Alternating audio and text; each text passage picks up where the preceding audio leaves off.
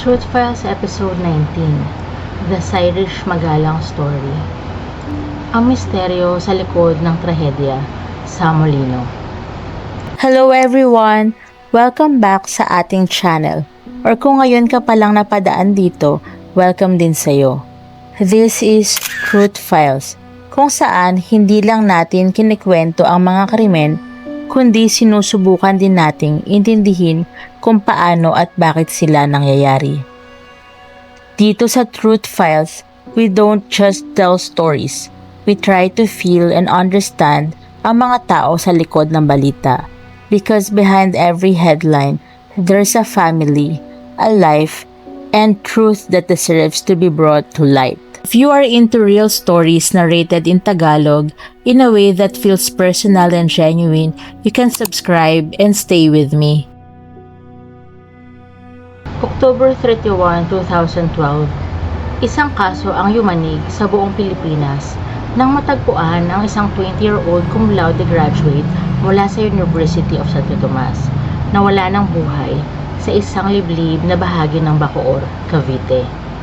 Ang tindi ng sinapit ng biktima ay naging mitya upang muling sumiklab ang pambansang diskusyon tungkol sa kriminalidad, seguridad sa mga komunidad at ang muling panawagan para sa death penalty sa bansa. Ngunit, sa gitna ng lahat ng ingay na ito, nananatiling mahalagang tanong kung sino nga ba talaga si Irish Magalang at paano nauwi sa ganitong klaseng karahasan ang isang simpleng gabi ng pag-uwi mula sa trabaho. Kung ikaw ang nakakarinig ng ganitong balita, paano mo ipapaliwanag sa sarili mo na ang isang normal na araw ay maaaring magtapos sa ganitong trahedya at bakit tila napakadaling mawala ang isang buhay na puno ng pangarap?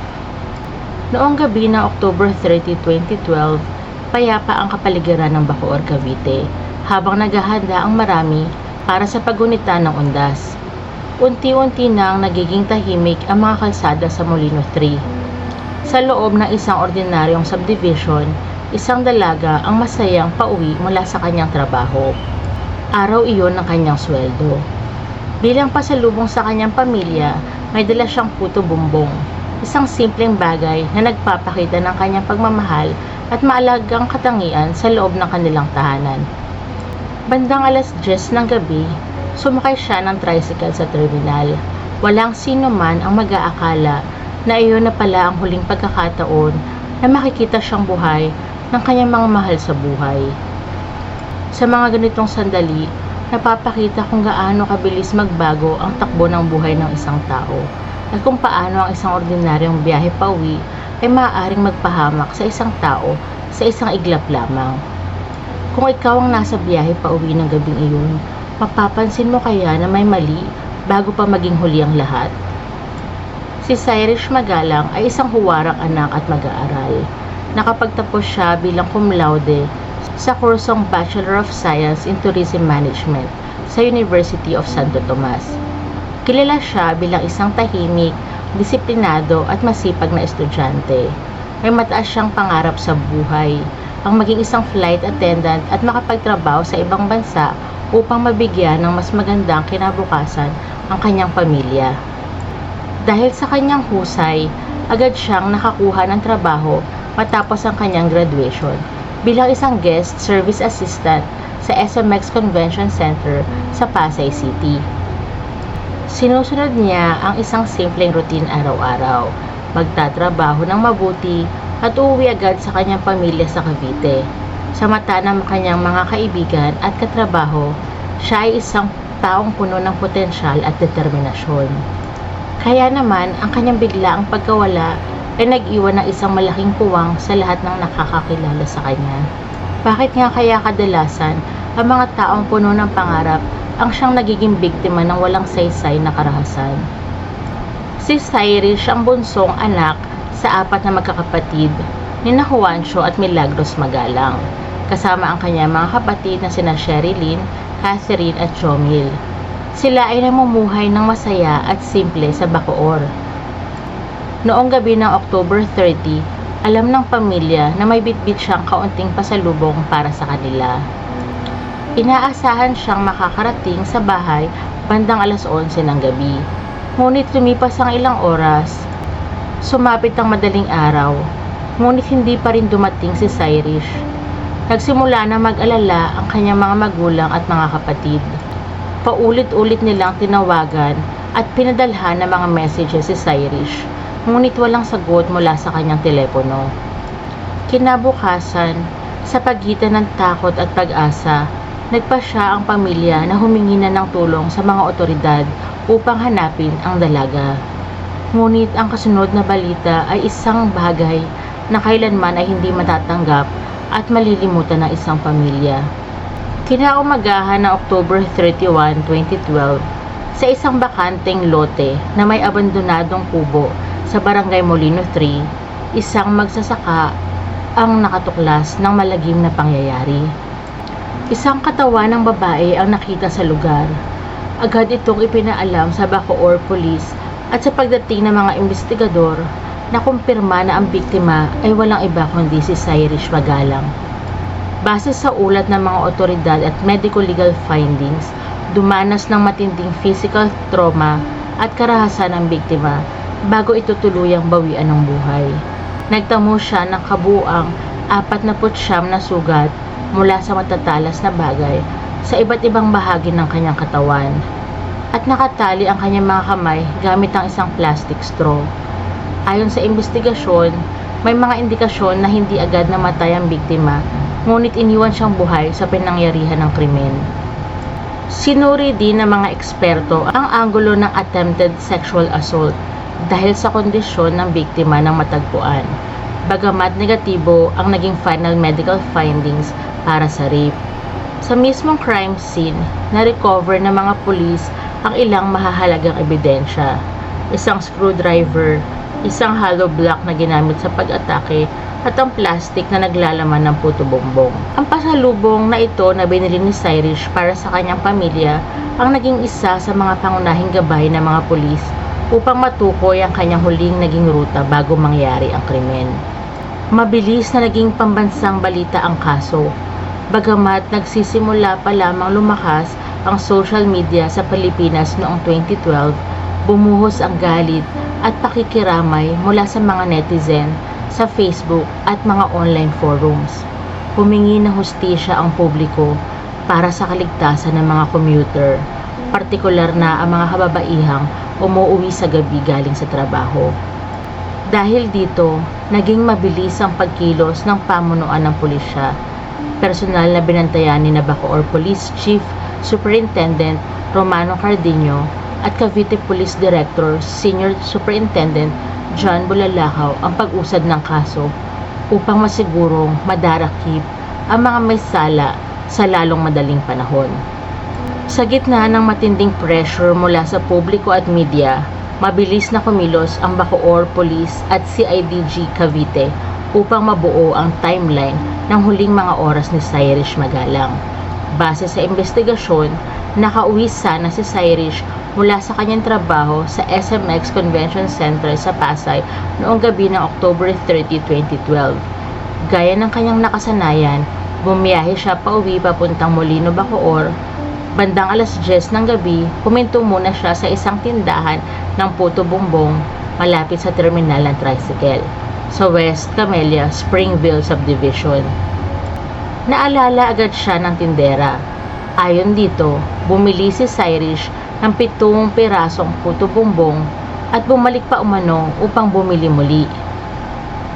Dahil marami ang kanyang binili, tumatak siya sa memorya ng tindera. Isang maliit ngunit napakahalagang detalye na kalaunan ay magiging susi sa kaso. Mula roon, nagsimulang balikan ng mga investigador ang bawat galaw ni Cyrus noong gabing iyon. Dito, pumasok ang isa pang mahalagang testigo, si Josie De La Cruz. Ayon kay De La Cruz, naghihintay siya noon sa terminal kasama ang kanyang asawa habang sinusundo nila ang kanilang anak. Hindi niya kilala si Cyrus, ngunit napansin niya ang tricycle driver at ang lalaking kasama nito na nagbunsod sa kanya upang tandaan ang body number ng tricycle bago ito umalis. Sa tulong ng impormasyong iyon, Mabilis na natukoy ng pulisya ang driver ng tricycle, si Roel Gasita Jr., 24 years old, at ang kanyang kapatid na si Rolin Gasita, 27 years old, isang vegetable vendor na residente rin ng Barangay Molino 3. Noong madaling araw ng November 2, 2012, mahigit 48 oras lamang matapos matagpuan ng biktima, nagsagawa ng matagumpay na operasyon ang kapulisan upang arestuhin ang magkapatid sa kanilang tahanan. Sa pagpapatuloy ng investigasyon, tumugma rin ang ilang personal na gamit ni Cyrus na natagpuan mismo sa poder ng mga suspect. Kung hindi naalala ng testigo ang body number ng tricycle, sa tingin nyo gaano kaya katagal bago mabigyan ng hustisya si Cyrus? Matapos ang pagka-aresto, nagbigay ng opisyal na pahayag at pag-amin si Rolin Gasita hinggil sa krimen sa ilalim ng pamumuno ni Nooy Bacoor, Police Chief Superintendent Romano Cardenio. Ayon sa kanyang salaysay, nagkaroon siya ng personal na suliranin sa pamilya niya noong araw na iyon. Kaya naman siya ay uminom ng alak at gumamit ng ipinagbabawal na gamot bago hanapin ang kanyang kapatid na si Roel na namamasada ng tricycle. Sinabi ni Rolin na ang orihinal na plano lamang nila ay ang pagnakawan ng biktima. Ngunit habang nasa biyahe, nagbago ang kanilang balak. Dinala nila si Cyrus sa isang liblib na lugar sa Molino 3 upang hindi agad makahingi ng tulong. Nang magsimulang magsumikap na ipagtanggol ang sarili at sumigaw ang dalaga para sa kanyang kaligtasan, doon na ginawa ang marahas na pag-atake gamit ang isang screwdriver at isang hollow block na nagdulot ng mga nakakamatay na sugat sa biktima. Mas lalong ikinagulat ng publiko nang lumabas na matapos ang lahat ng ito, ibinenta lamang ng magkapatid ang cellphone ni Cyrus sa halagang 700 piso. Habang ang laman ng kanyang wallet ay humigit kumulang 200 piso lamang. Para sa napakaliit na halaga, isang buhay na puno ng pangarap ang tuluyang nawala. Habang lumalabas ang mga detalyeng ito sa media, lalong nagliyab ang reaksyon ng Pilipino.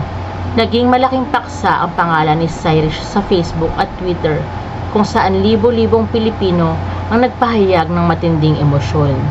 Marami ang nagsabing naging simbolo ang kaso ng lumalalang problema sa street crime at illegal na droga sa Pilipinas noong panahong iyon, habang papalapit ang laban sa korte. Sa likod ng bawat dokumento ng investigasyon ay isang anak at kapatid na may mga simpleng pangarap na hindi na muling matutupad. Ayon sa kanyang pamilya, may plano sana silang magkakapatid na magbakasyon sa Boracay. Isang simpleng reward para kay Cyrus matapos ang kanyang mga taon ng matinding pagsisikap sa pag-aaral bilang cum laude at sa pagtatrabaho. Higit pa rito, pangarap din niya bilang isang tourism graduate na makapunta sa Rio de Janeiro, Brazil, upang personal na masaksihan ang Summer Olympics balang araw bilang bahagi ng kanyang mga mithiin sa buhay.